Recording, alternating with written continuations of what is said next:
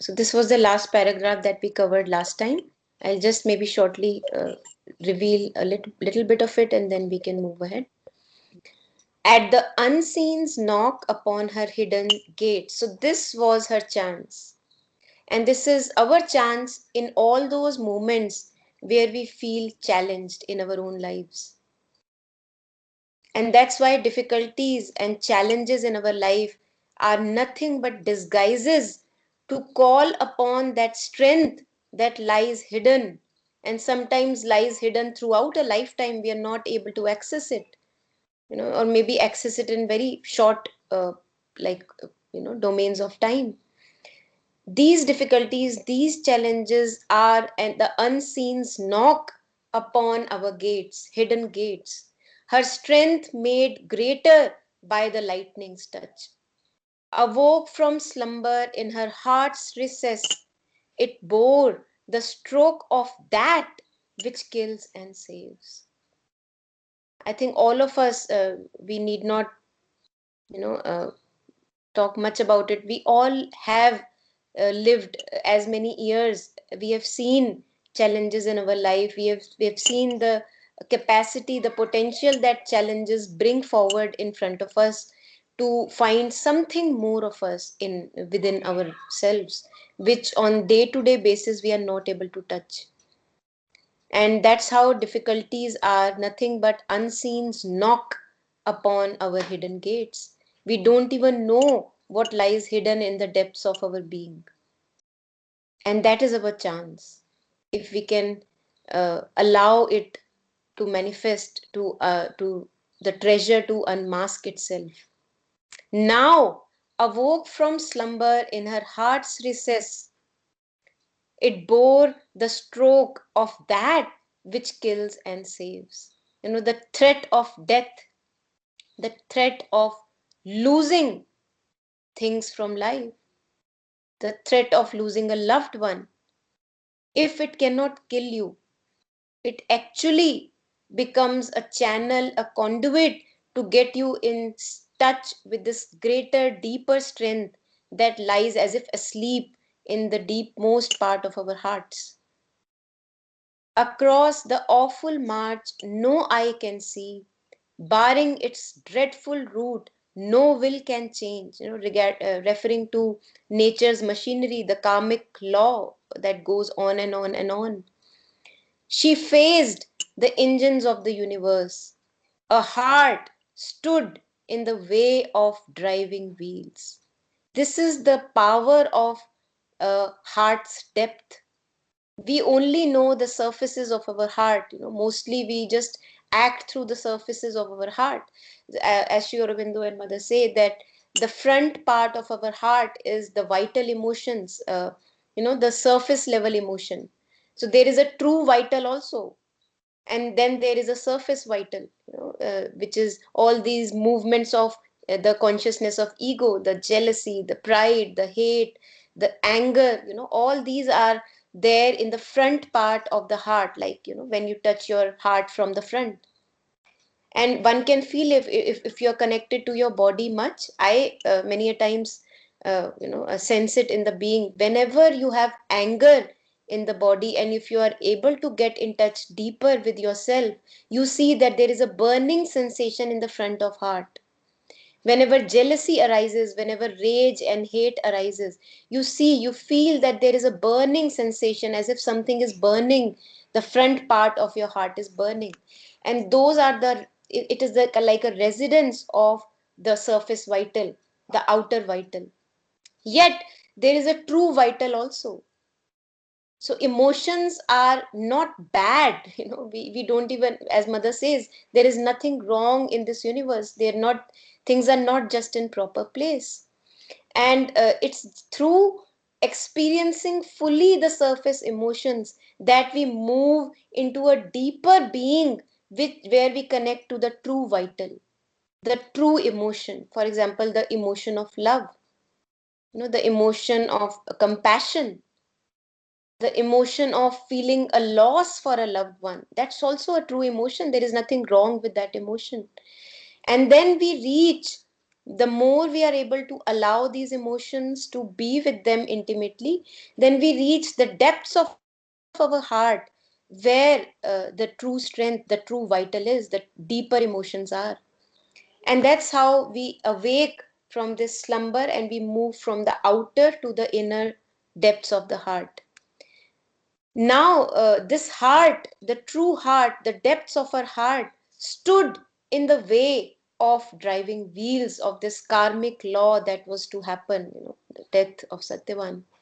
Its giant workings paused in front of a mind, a luminous mind, a conscious mind connected to the light, a mind which is a servant of the heart, a mind which is not just like, we are thrown away by the mind mostly in our lives.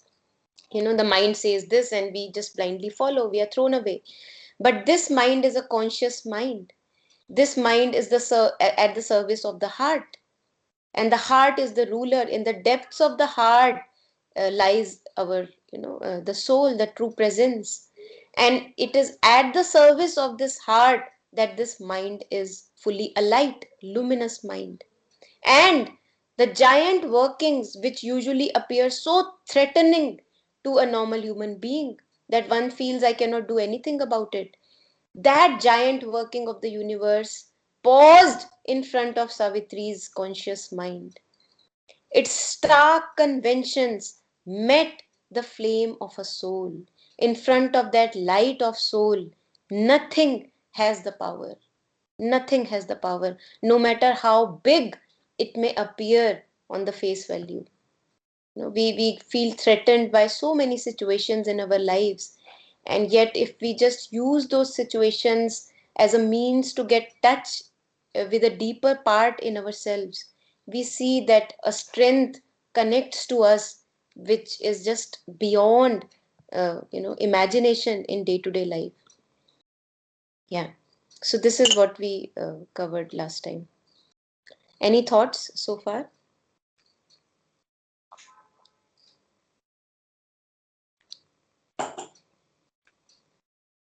Okay, so we'll go ahead then. Yes, who would like to read the part in yellow? Yeah, I'll go. A magic leverage suddenly is caught that moves the veiled ineffable's timeless will. A prayer, a master act, a king idea can link man's strength to transcendent force. Yeah, yes. So we feel that the eternal laws cannot be changed. That is how normally we human beings are. We feel puppeted around by the laws of nature, by laws of karma, by laws of dualities. Yet, when these conventions were met by Savitri's soul itself, like confronted by the soul, as if a magic leverage suddenly is caught, as if I got hold of such a lever which I was not aware of so far, that it can be actually moved. And this also is in reference with, this, the idea of leverage and fulcrum also comes from Archimedes. And Archimedes also said that if you give me a point firmly to stand on this earth, if you give me a point to stand where I can place my fulcrum, I can actually move the whole earth. So the whole earth appears huge, it appears almost threatening, it appears humongous, yet it is only the face value. And just like that, the whole circle of duality, the karma, the movement of nature, it appears immovable, as if nothing can change. Yet if we get hold on the proper place, if we get stationed in the proper place, the depths of our heart, there we get hold of this leverage where we can even move the earth. That is what Archimedes said, that if you give me a firm point to stand and hand me a lever, I can even move the earth, which actually appears immovable. So that's how a magic leverage now suddenly is caught. that moves the veiled ineffable's timeless will.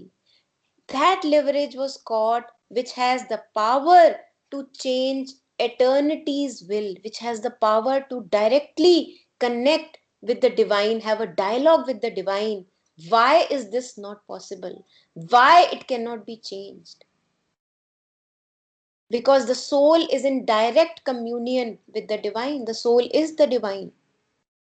And once we are deeply embedded in that being, the deeper being in us, there we get this magic leverage, as if I have got a lever in my hand where I can move even the things which were so far appearing immovable, as if nothing can change and I will be puppeted around throughout my life. How? A prayer, a master act, a king idea. These are the paths through which we can connect ourselves directly to the divine essence that we are, can link man's strength to a transcendent force, that force which is the origin of our being, that force which is the mother of our mothers, that original force, the transcendent force of which we are born.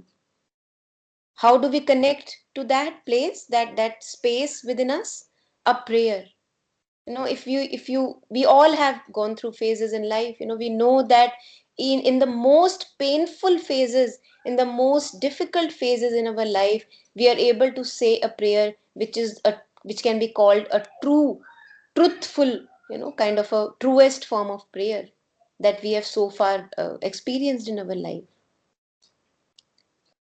Because there, when we are lying helpless in front of whatever is happening, there we see that our ego has it's just futile, it's broken, it's shattered, it has no place to stand. And there a kind of an aspiration arises, a prayer arises automatically. It arises from the depths of the being. It's the ego which cannot pray. The ego cannot pray because the ego thinks I am the one who will move things. So, who is the one I need to pray to? And the more and more our ego gets shattered, it kind of gets out of the way through all these breakings that are necessary for us. We see that the prayer is already happening. We just get out of the way from that prayer. A prayer, a master act, a king idea. In all these, we connect with a deeper strength within, a master act, an act which is not of a day to day normal mundane chore. It's not like we go about our normal day. We just live in a surface consciousness. We are not able to live deeply enough. And that's why our acts feel boring after some time, because we lack that rasa, that juice that comes out when we are in deeper touch with ourselves. And that's why a master act is an maybe a act which I have done, like maybe which I can count on my fingers, that these are the times where I have been able to do this master act, where I acted from a deeper space within. And those are the places which obviously can increase in our life, and the whole life can become a prayer. But it's again a path. There need not be a rush, because in rush we fail. In rush we do things which just are not necessary. We'll come to that later. So a prayer, a master act, and a king idea, an idea which connects ourselves to our higher intuitions, an idea which is beyond the domain of ordinary, beyond the domain of so-called seeming ordinary days. Those ideas where we break our barriers, we break our roles that we are playing in day-to-day life. Those are the ones where we challenge ourselves, and or we are challenged, where we link our strength to this transcendent force. And this is how we get hold of this magic leverage, which has the capacity to change or to move the timeless will, the eternal will, in the direction which can change the course of humanity or the course of my own life. That is the center of universe. I am the center of universe for my own life. So it's important for me that I become at least responsible for my own self, for my own little universe. Yes. Any thoughts here?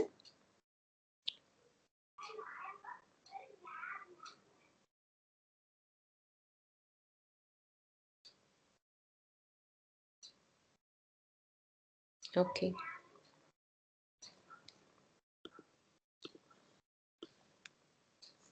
Yes, who would like to read? Then miracle is made the common rule. One mighty deed can change the course of things. A lonely thought became omnipotent. Yes. We all love miracles, don't we? We love the newness that shines through miracles. And it's interesting to look at our eyes, how wide open they become when we feel that there is a miracle that has happened. So there is something very interesting about miracles. Yet we see that our normal lives are not miraculous, at least at the moment. There may be miraculous moments that we feel that we go through, or like something happens which you feel just is out of ordinary that happens. And maybe you connect with a long lost friend, and maybe a coincidence happens, or maybe you are able to do something in the day to day life which you thought was impossible. It couldn't be done, but you just stepped into this deeper space within yourself, connected there, you set something out, or maybe stayed shut. Any path can be taken. There is no formula about it, and then you see that something beyond the normal rut of life happens. And for us at the moment, these moments are very limited. For us, miracle is not the common rule, yet it has the potential to become a common rule. I think this is the beauty of inner unfoldment. This is the beauty of when we get in touch with our deeper truth and allow life to unfold itself through us. There, miracles actually become a common rule, where we are just allowing ourselves to tread on this uncharted territory, where I am leaving my old thresholds every day, every moment. I am allowing space for the new to be.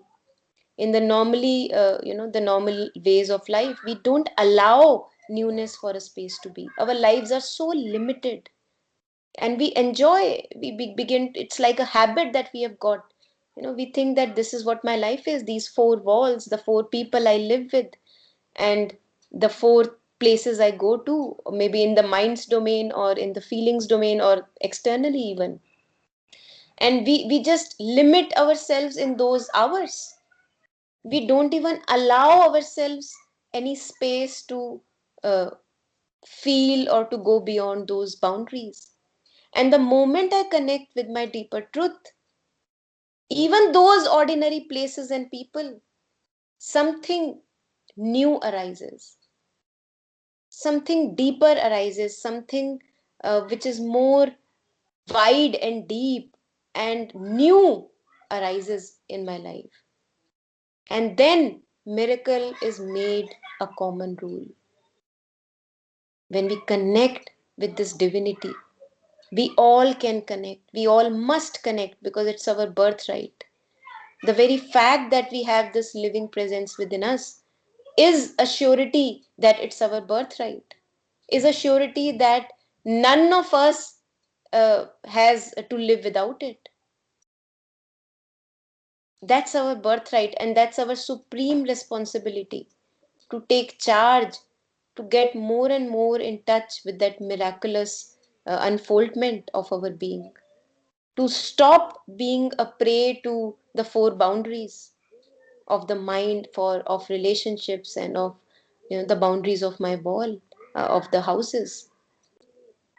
We are limitless beings, and we uh, deserve this limitlessness, only then our lives can become miraculous. Otherwise they will, it's like a punishment that we get. I feel, it's like a punishment that, how dare you, limit yourself, you limitless being. Now your punishment is that you suffer in these four walls throughout your life. We keep on suffering in our limits, whether those are the limits of our relationships, or those are the limits of, the houses that we build, or the jobs, the money, the security.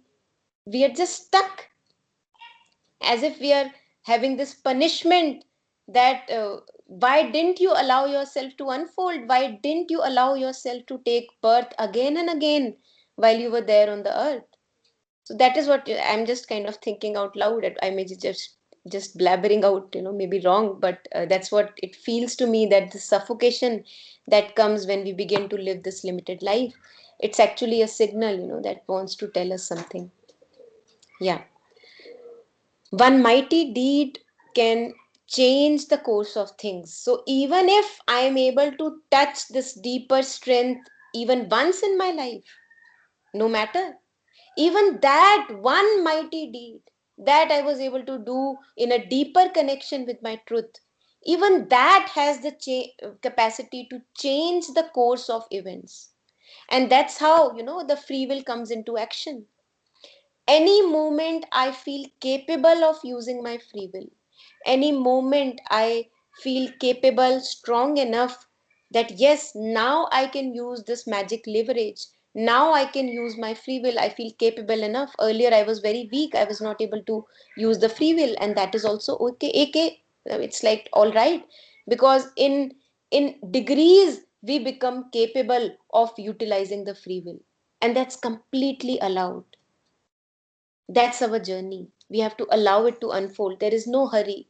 There must not be any hurry. And in hurry, we just, uh, even mess up with what kind of grace pours upon us to in a hurry to reach somewhere.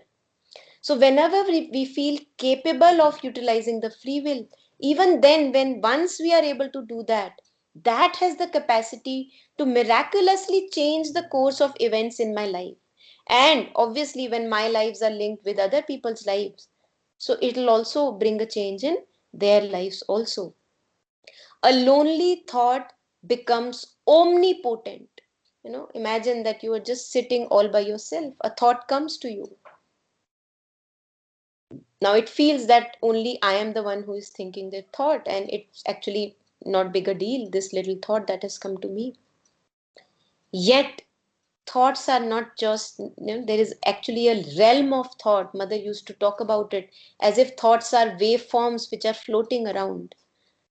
Mother used to say that when she would live with the disciples in the ashram, she would just float around this thought. For example, she floats around a thought that, okay, this is a flower vase and someone will put flowers in this vase in some time.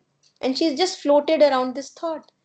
Now, one of the disciples whose mind is maybe clear enough at some point of time, he catches this thought and he puts the flowers in the vase, and then he places at some desired location, and then he asks mother, that mother, is it okay what I did? Mother, do you feel it's they're looking fine?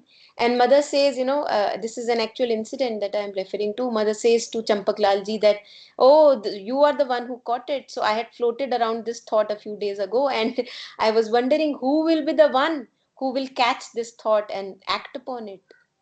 So this is how a lonely thought, a thought which is coming from a deeper truth, which is a strong, which, there are, first of all, there are several kind of thoughts that comes into our being. Some of them are whims and fancies, they come and go. We had a thought, maybe I should eat something, and but that did not happen, and that thought kind of floated away. But when that thought becomes very strong, like an intensity comes to it, it becomes omnipotent. It gathers that strength which makes it manifest itself out in action. And this is how a deeper connection with that inherent spirit or inherent strength is formed, when that thought connects in intensity to a strength and it manifests out in action. So this is how miracles can actually become a way of life if we allow ourselves to move beyond the daily rut of life. We don't have to be there. We always have a choice, and whenever we feel ready, we can choose what is the way now I want to live my life. We have the capacity to choose. Yes, any thoughts? Monica, I will narrate a Yes, small story. This please. prayer, Yeah. maybe it may, I mean, actually, my son was 6 or 7 years old that time. He swallowed a cycle screw, actually. So we didn't know that. His friend came, rushed, and told me that your son swallowed a cycle screw inside. So everyone scolded me because I didn't look after the child well. So that's why he did like that. All scoldings I received. Then I took him to hospital. There, all the doctors rounded up, took the X-ray. They found the screw in the stomach, actually, upper stomach. So all the doctors rounded up, and they wanted to put a tube inside through the mouth and pulled out that screw, like through that upper tract. But thankfully, it didn't come because after that, I came to know it would have become a disastrous thing because it would got stuck up in chest or that thing. It would be dangerous, but thankfully, it didn't come. That time, what I did, I didn't know about Savitri, all the book, I mean, but I know these lines as in a mystic and dynamic dance, a priestess of immaculate ecstasis. It is in page number 14. I think so. I'll see. Yeah. Yeah, page number 15. Sorry. These lines I know actually as mantric lines. I I read about it in one of the book actually.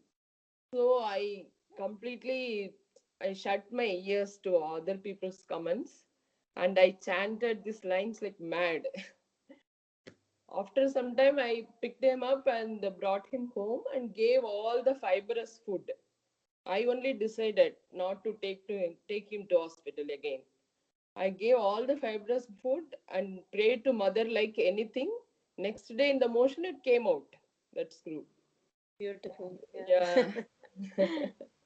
Beautiful. So this is the thing actually. First time I faced it, as you told, no, without I mean hearing anybody's comments or opinions. Mm, By mother's mm, grace, I was able to take the decision actually.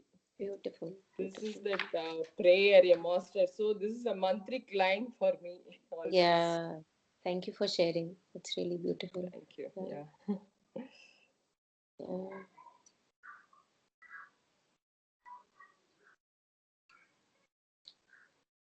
Beautiful. Yeah.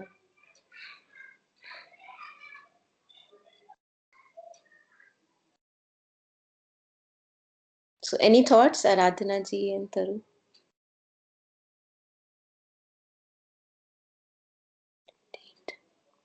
Okay. So, let's go ahead then.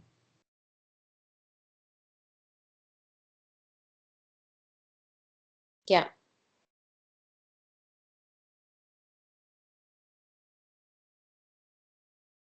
I'll go. Yes, please. Yeah. Yeah.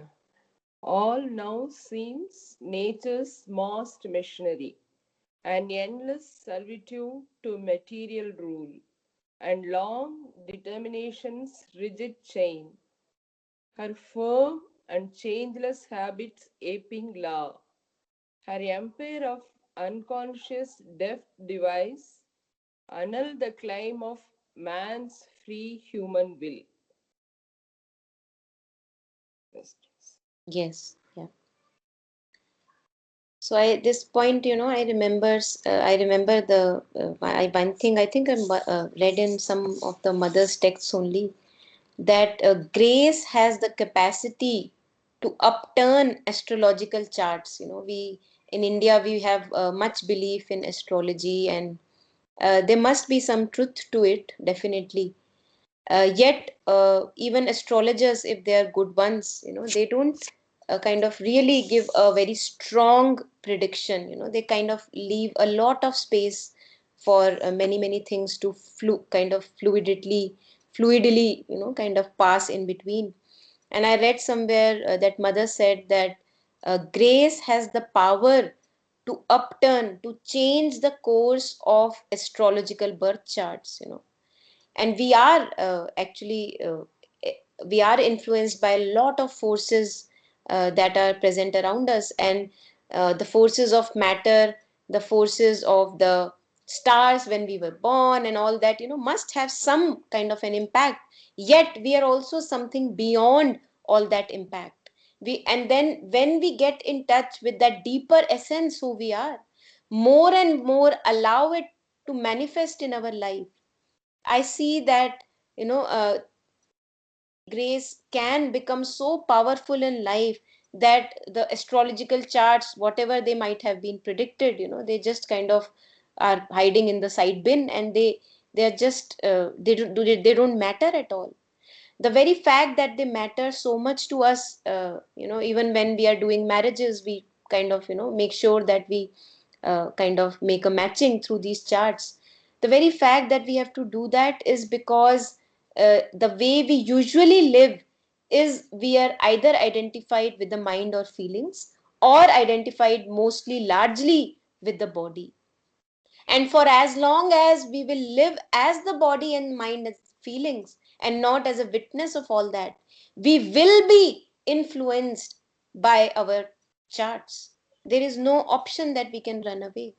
And that's how grace comes into picture. The more I become a witnessing in my life, the more I become this deeper space that watches things happening in my own life, in my own mind, in my own body, in my own thoughts, the more I see that I am becoming as if there is a space kind of developing between me and what I call as myself.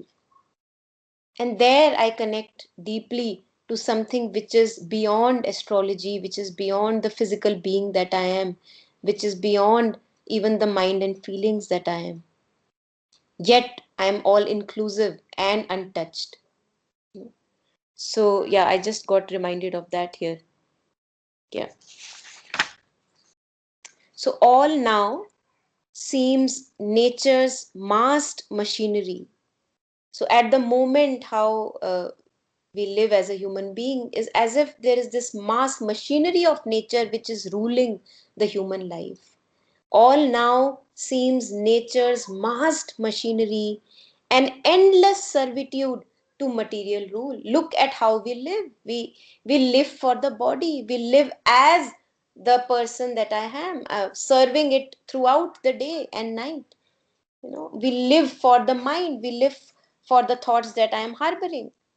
I'm serving those feelings that I may be having. So we live as if as in a servitude to the physical reality of the being that I am. That is how we live, like a servant of the nature, an endless servitude to material rule, a long determination's rigid chain, a long chain of this cause and effect and cause and effect and cause and effect. It reminds me of this couplet by Kabir: चलती चाकी देख के दिया कबीरा रोए, दो पाटन के बीच में साबुत बचा न कोई. That the one who has been born has to die, and the one who is born is the physical aspect that will die. And the whole life I just allow myself to be in the physical domain, not being able to at all get in touch with the one who is at the center. And then Kabir says, uh, जो कीली से लाग रहे ताको बाल न बीका होए, means the one who is anchored in the middle of the two stones of a chalti chaki, the grinding stone which kind of grinds the wheat grains.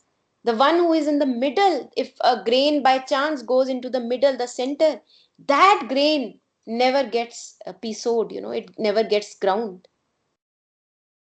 So both are the aspects of my own self. I can completely own them fully. I can allow them fully.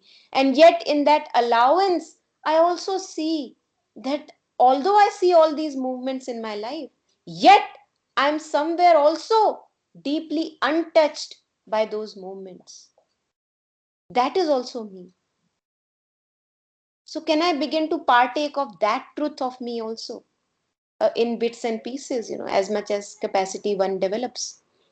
So the long determinations, the rigid chain of karmic law, about regarding the nature's mechanism, how it rules the human beings, her firm and changeless habits.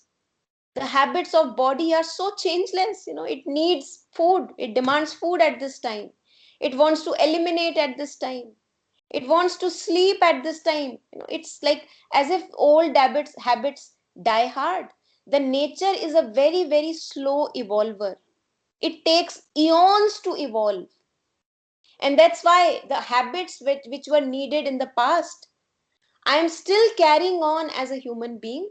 The habits which may be needed in the forests when I lived as apes, the habits which were needed when I lived in, as a Neanderthal, or, God knows what, those habits are still there in my being.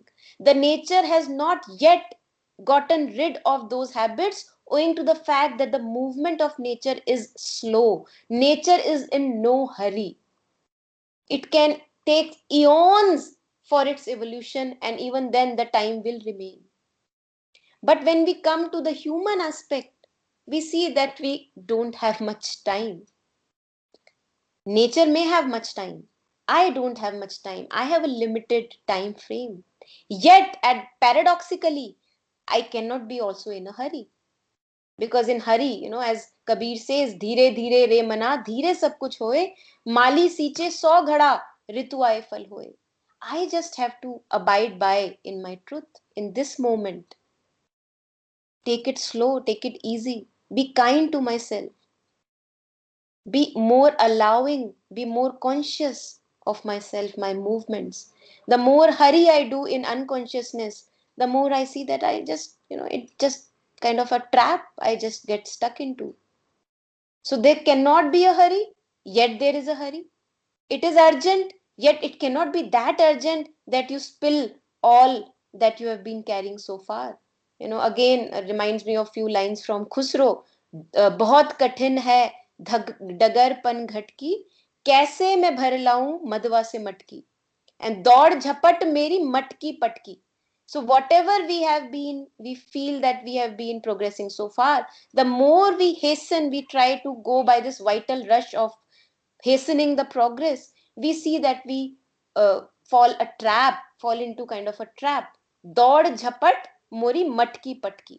तो दौड़ झपट नहीं करनी है, जल्दी है भी लेकिन जल्दी नहीं भी है. So that's kind of a balance that we all kind of gather through our own individual journeys. It's an individual balance. There is no one formula about it. We all know where we are inside and outside. So these habits of nature, as if these are changeless habits, they take eons to change. Her firm and changeless habits, aping law. And they aping law means as if they look like they are laws. They look like this is the law of nature. And this is nothing but a long, long old habit of nature. It's not a law. It can be challenged. You can create a new physical right now. We can create a new physical reality for ourselves right now, only if we allow it to happen. Looks like a far fetched goal, but maybe not, just putting it out for consideration. Her empire of unconscious deft device. It feels as if nature, we look at nature, we go outside. It feels that yes, there is a deftness in nature. Still, in large part, it is unconscious. As if things are happening, there is a beauty in nature around. There is a beauty in my own physical being, which is part of nature. Yet, it feels that there is some unconsciousness. It's not fully conscious, this force. All these aspects of nature, the whole machinery of nature, annul the claim of man's free human will. Man's free will lies deep in slumber in front of this machinery, as if it does not even exist. My habits rule me so strongly that I don't even know that I have free will. I don't even want to know, because who can I be if not the habit? I don't even dare to know. That is the stronghold of habits. That is the stronghold of sanskaras, of vrittis, of tendencies on us, that they appear so big that I feel that how can a little thing called free will act here? But the very fact is that mother said that do not take these things on face value. And it's for up to us in our lives to see what are we taking at face values and what do we want to challenge now, if we are ready for it. Yeah.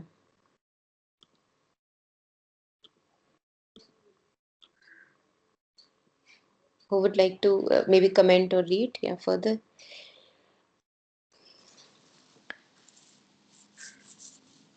He too is a machine amid machines, a piston, a brain's pump out the shapes of thought. A beating heart cuts out emotions' modes, and insentient energy fabricates a soul. Yeah. So, if we look at ourselves, this is regarding the human picture at the moment, we also are a machine. We think that we are conscious, but if we look at our habits, if we look at the way we live, we see that it's actually a machine running itself. He too is a machine amid machines. So the machinery of nature was being referred to. And because owing to the fact that in large part we feel that we are this nature and we have no control over it, we also act like a machine throughout our life. Sometimes lifetimes pass by and we are just a machine running again and again in a repeated manner. A piston brain pumps out the shapes of thought. We feel, it's like the stupidity or the falsity of our own intellect or reason. We feel many a times that, yes, I have been able to perceptibly change how I used to think. Yet, if we look at the larger picture, we are just in a trap of thought again. We feel that I have changed the way I looked at things. Yet there is still a certain pattern in the way I think. I feel that maybe I have challenged my astrological chart, and I'm not the same person anymore that the pandit told me. But we see that it's actually just a very very huge immense trap that I'm still a part of, as if my brain is a piston which is pumping out shapes of thought. So the shapes are also fixed. I may think that, wow, I have such a beautiful thought today, but I don't even know that there is a certain monica-ness about this thought. So I'm trapped in my own self. There is a certain meanness about that thought, and that is the biggest trap that I am in. So I am also a machine. The brain as if is pumping out these thoughts which are very fixed in nature. These shapes of thoughts are very fixed in nature. There may be a little bit of kind of a variation here and there, maybe a little streak of line here, or maybe a star on that thought, or a moon on that thought, but they're actually originating out from the same brain. It's the same machinery. A beating heart cuts out emotions modes. How beautifully Sri Aurobindo says here, as if a beating heart is a machine which is cutting out these emotions, the modes of emotions that keep coming out of us, and those also are in fixed domains. There's hardly any free will there. I feel that, oh wow, today this emotion I have, this feels like an extraordinary emotion, but still that is again a part of that mold in which the shapes are cut off from my beating heart. So this is our present picture. how unconsciously we live, and we feel that there is a newness about us, but it's all just old and old and old repeating itself. An insentient energy fabricates a soul. And at the moment, even when we look at our soul is a conscious thing in itself, yet we are not conscious of our soul. So it feels like it's not a sentient energy, it's an insentient energy. It's not completely conscious and alive. And as I was referring to last time in one of the sessions, Gurdjieff was a master, and he used to say people who are not in touch with their soul, they are as good as people who don't have any soul. Because if I'm not in touch with the bank account that I may have, I'm not even aware of it, I will live like a beggar. So it's as good as I don't have that bank account at all.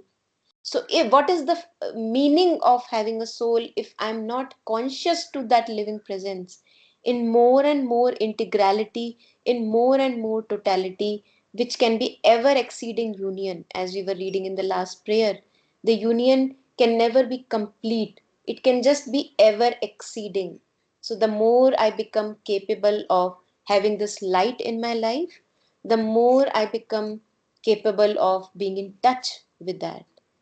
The more obscurity falls, as if like a failing cloak from the reclining body of the god, as we read in the first canto in Savitri, the symbol dawn, how darkness fails when the dawn goddess rises up in the morning.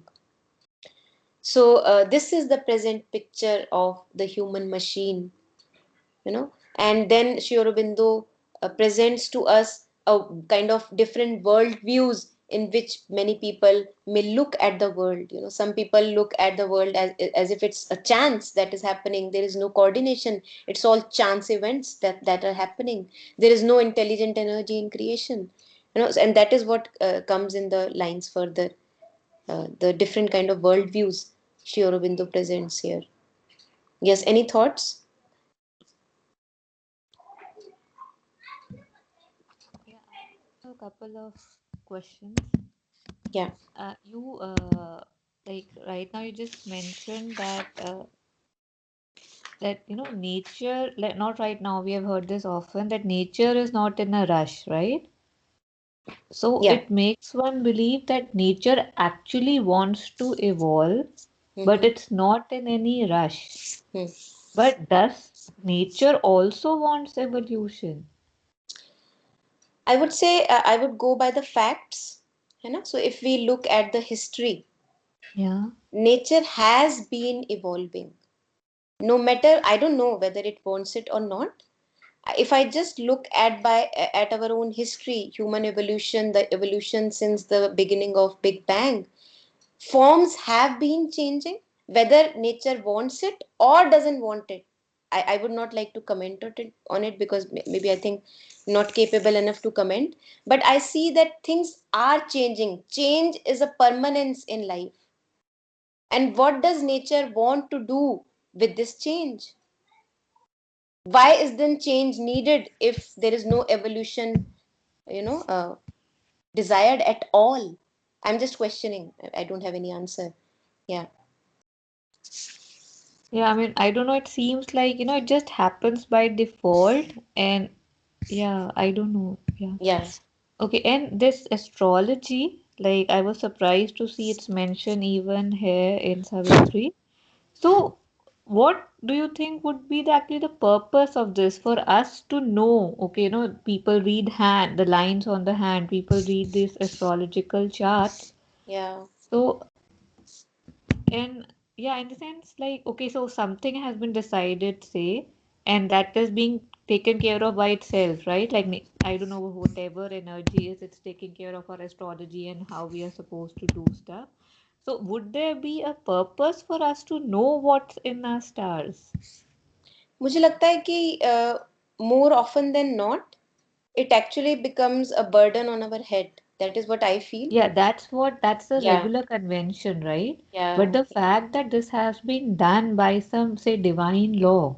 that Yeah. okay, this is your astrology, this is your astronomy, and not astronomy, and you can know it. Yes.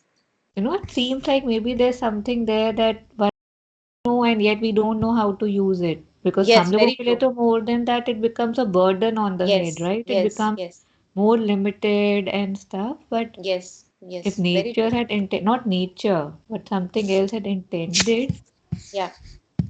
yeah, Even if it was not intended, let's say that it was not intended, and owing to the fact that where the Big Bang is coming from, where the stars are coming from, the body, the material that I am, is also coming from there. Okay, just even if we stay just there, I'm just kind of extrapolating. Okay, just feel free to throw it out, discard it. So I'm saying that owing to the fact that the matter is the same, there is some part that gets affected by that original energy of creation when this matter came into existence, which I call as Monica or myself. So there is some part which is linked with that energy. Now, if we go further and we look at the kind of, we look like a little detached from standing away from the body that I am, the mind that I am, the feelings that I am. We go more into the witnessing aspect. I see that even when the body is doing what is it is astrological, the charts say, even when my nature is such, which is written in astrology, yet I do have a little bit of capacity I see, which is standing away from that thing that I call as nature. And there I feel that, which is very, very hard. I see that it's very hard to be in touch, because more often than not, all things that we get to know about ourselves actually become a burden of the mind, owing to the fact that we live as beings of the mind. We live in our mind, attached strongly to our thoughts. We think that these are my thoughts, this is my life, this is my chart. And that identity is so strong that even if I have this free will to detach from it and to master it now, owing to the fact that I know certain weaknesses or strengths in me, which are shown by the chart, I'm usually not able to use that free will, owing to the very fact that the mind boggles us down so heavily. So this is actually a rare case, I would say. I have not seen people who know about their astrology yet are able to overpower that. Even the astrologer who I am in touch with, lives in our own apartments. He himself says that I know many things about myself, yet I see that I cannot do much about it. So this incapacity of using that free will is what I feel particularly is kind of a big obscurity, like a big helplessness, which keeps us away from grace manifesting itself in full action. And it's very hard to know about astrology and to yet to be away from it, kind of detached from it, is much harder.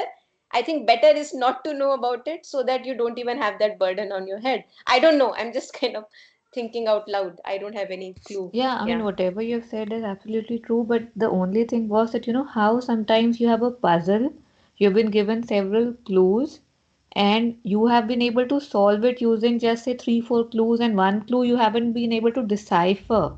Yeah. Like whatever you have mentioned, that we can use a free will to work against it, but what is the point of knowing it?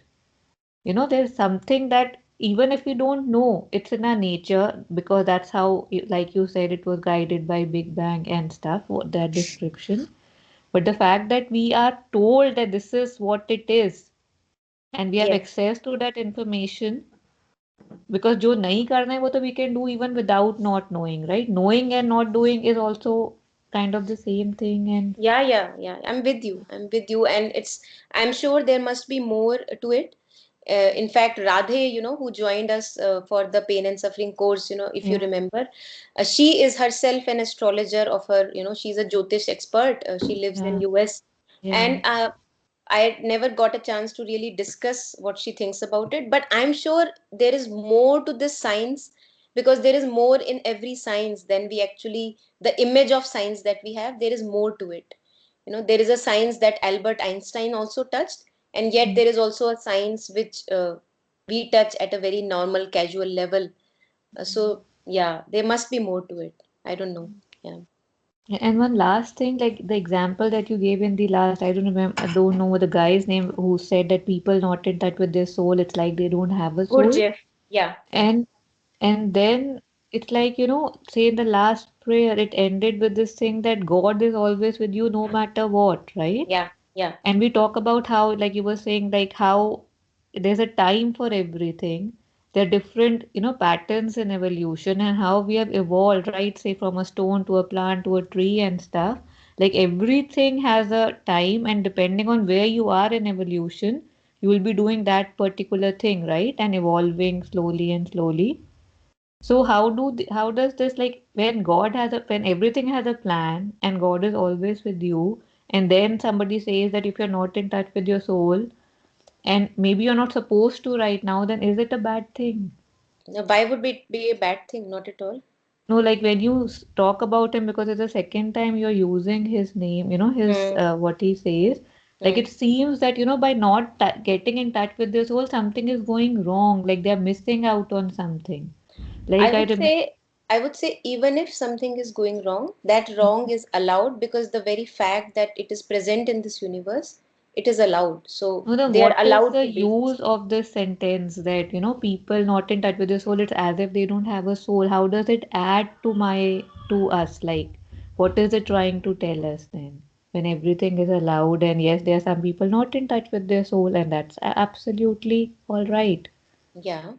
So then why would we bring this up? And maybe we should not bring it up at all. I have no clue. I just use it because it just kind of came organically. Maybe it's just useless, so you can just discard it. Yeah. No, no, I didn't mean it was used that. I was just trying to understand it because last time also when you used it, I could not get it. So I was just trying to make, I mean, I'm sure this must have something, but yeah, okay, moving on.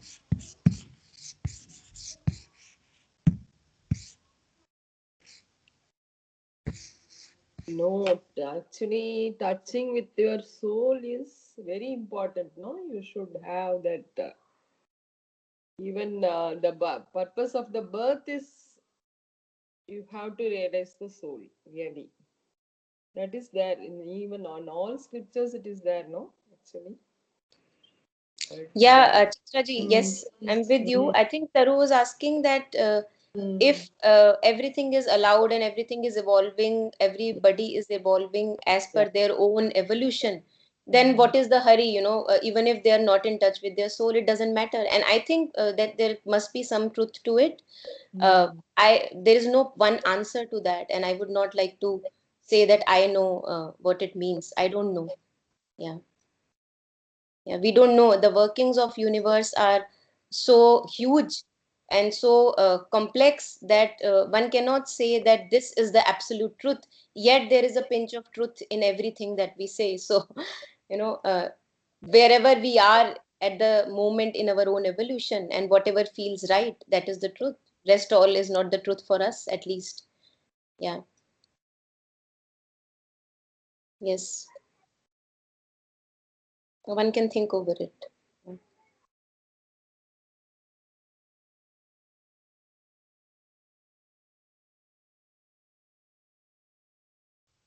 Yes. So who would like to read the one Yeah, in? I think, yeah. But wisdom comes and vision grows within. Then nature's instrument crowns himself her king. He feels his witnessing self and conscious power. His soul steps back and sees the light supreme.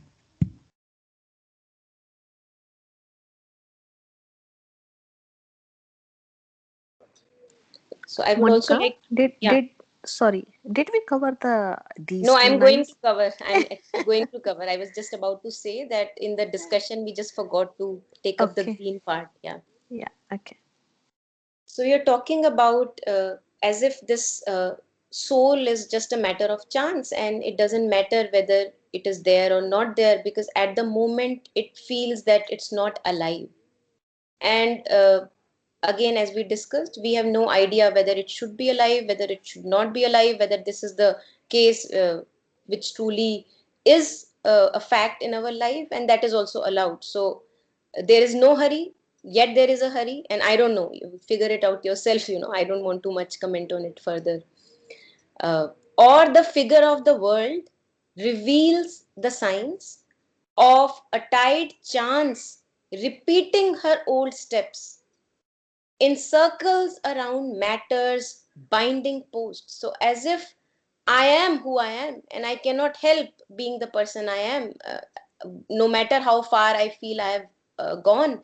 I feel that as if I am, imagine that there is a animal who is tied to an anchor and he's just going in circles round and round, and that is how it feels that these are chance events happening. Yet the chance also has a predictedness. The physical laws of nature are uh, gov- governing these chance events. So even there we feel that there is a lot which is happening which is uncertain, yet that uncertainty also has a certainty. These are complex lines, and the more we sit with them, the more we read them again and again, mother says that they reveal more of themselves to us. So I think we can also just be with these lines, because it's not that we'll find so-called answers that we have been looking for our questions here in these lines today itself. So this is how it feels, or the figure of the world reveals the signs of a tied chance, a chance which is tied, as if there is a pattern to that chance also, of a tied chance repeating her old steps in circles around matters binding posts. So truly are we tied in with our physicality, with this existence who we are, that even when it is chance, even when it appears as a randomness, yet there is an order to it. So one can never say, hey, I have figured it out, the key to life, I have figured it out. There is so much to life. Life is as anant as the Brahm itself. How can I even say I have figured it out? It's a huge amount of arrogance if I even begin to say that. A random series of inept events, a random series of inept events, some seemingly insignificant events, as if are happening in a randomness, to which reason lends illusive sense is here. And when these chance events happen in our life, the reasoning intellect tries to give it a reason. Okay, this is why you are with me. This is the reason why we are in love. This is the reason why we have a family and we have only two members. This is the reason we did not have children. So the reason wants to kind of reason it out and wants to make sense of it. Yet it fails and fails and fails again and again. And that is how a true surrender comes, when the reason sees its futility. That I see that no matter how much I argue, there is no answer that I can say, okay, this is it. And beyond that, there is no kind of influence from any other force. We cannot say that. We cannot.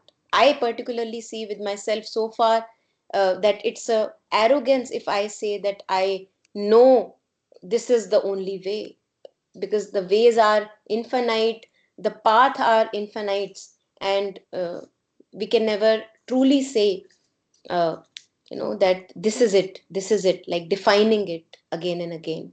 And that's why so many different ways have been uh, emerging so far as the human evolution is going, to make life maybe a better, I don't know, maybe better or lighter or maybe worth living, because life at times actually becomes like a struggle. It feels like really a heavy burden that we have to carry. And then we begin to wonder whether it needs be so, or whether we can do something about it. And that's why these methods then are originating from those spaces where human beings cannot go through that burden of life on their head. So yeah, kind of a mystery. And then another view of this life is, or the empiric life's instinctive search, or a vast ignorant mind's colossal work.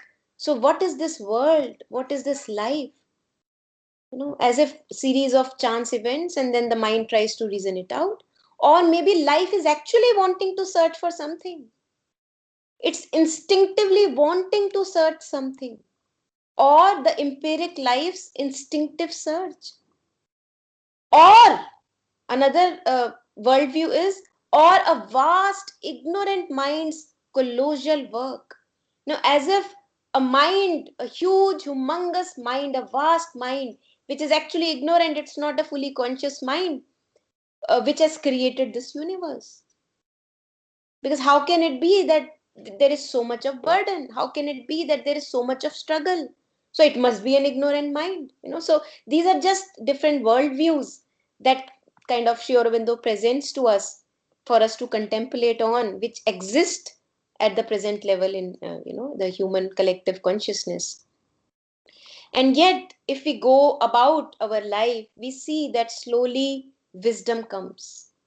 That's why these years, many a times it doesn't even come. That's also okay, because as Taru was sharing that, the soul is not awakened, it doesn't matter. So I don't know, maybe it doesn't matter. Maybe whatever has been said is just falsity. I have no clue. But we just follow our own truth, if there is anything called truth. And it's good to doubt, it's good to question, because we become too sure of ourselves, and it's good to get down on our knees and get shattered again and again. So slowly, as we go about in life, wisdom comes.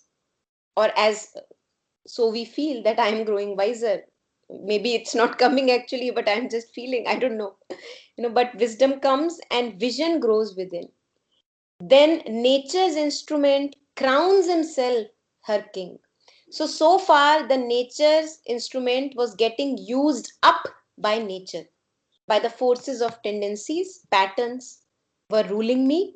And I was thinking I am living my life, but so far only the nature, the person that I am, the physical person that I am, was the tendencies, the patterns of behavior, the mind, the thoughts, they were all ruling my being so far.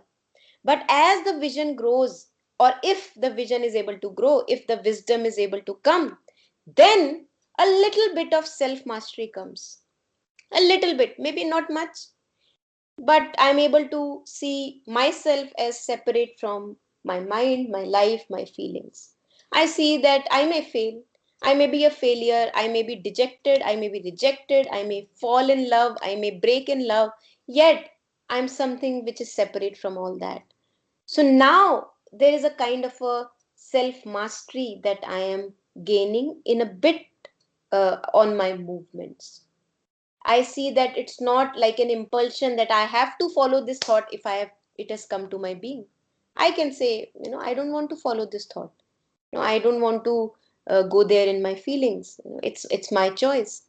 Yet we see that we fall a prey to impulsive feeling and impulsive thinking again and again, yet again and again. And those moments are also there for a reason, because there is some ignorance or some parts of my being which are still in darkness, and they have come up for a cleansing process, and they need to come up, because who will they go to if not to myself? So they come up in my being so that I can recognize them, I can accept them, not abandon them. Because if we keep on abandoning our movements, they keep on rising up again and again, again and again. The vicious loop goes in circles. Imagine that you have a child who wants to talk to you, and the child comes once, you don't attend to the child, the child comes second time, the third time, and children are stubborn. We all know that. No, it keeps on coming until you hear in totality what he has to say. So this is how these movements are our own children. They need our attention. And the moment we become in allowance to those movements, the moment I am able to allow it in my being, kind of embrace it, some things can change and maybe some things don't change. They will repeat again themselves. So the more we go back into this witnessing self that we are, He feels his witnessing self and a conscious power. Now self mastery can come. Now a bit of self control over my own thoughts, impulsions, body, movements, my life can come. Only a bit. That too comes in degrees. As the soul now steps back into this witnessing aspect, the Purusha aspect, not completely the Purusha yet, but yet into the witnessing aspect, and sees the light supreme. Now, this is in reference to when uh, when we are able to be a witness to all the movements in my being and going stepping back and back and back, like doing a neti almost, neti neti neti neti, stepping back. And when I'm stepping back, and when the in totality I have stepped back, I get in touch with the supreme Godhead within, which Sri Krishna calls as Purushottama, the light supreme, that which truly is, and without whom nothing exists. I am. Whatever is there is in the light of me. That light, that Godhead within us, then, kind of the soul steps back into that divine origin. And then it sees a Godhead stands behind the brute machine. Oh, suddenly I realize, as if a revelation, that whatever unconsciousness I was feeling was happening in nature, all these impulsions, all these mechanics of tendencies, there was this Godhead standing behind. And I thought this was just robotics. So maybe not completely robotics at all. Maybe there was some truth, as Mother says, that all movements in nature are actually movements of truth, yet they are distorted versions of truth. The truth is not able to manifest itself fully and completely and transparently. So, the more I get in touch with this witnessing aspect, the more I step back and back and back into my deeper being, I see that yes, there is this light of consciousness which is actually ruling everything that appears on face value something really mechanical or robotical or maybe purposeless or meaningless. So, how can I say that I know everything? We don't know a bit. We don't know a bit. We can use lines, and we may use lines which sometimes uh, may appear useful for some particular context. But if we begin to look deeply, then we see that even that line has part of truth and not the absolute truth. And I feel that it's beautiful if we can stand on this ground of not knowing fully. It's beautiful to stand there, that the ground beneath you is shaking and you are still fine, because you have not given the whole absolute strength to those grounds on which you are standing, because you are far more than the words we speak, or the lives we live. We are far more than that.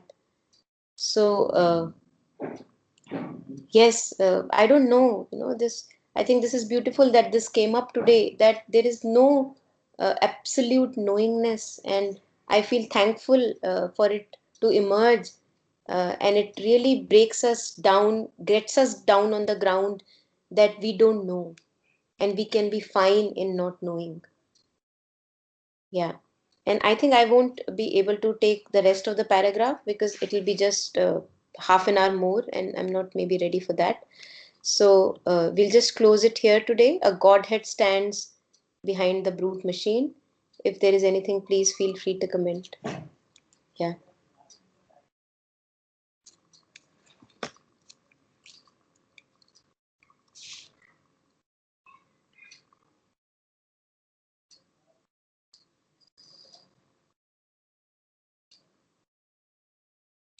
Okay, great then. Thank you for joining.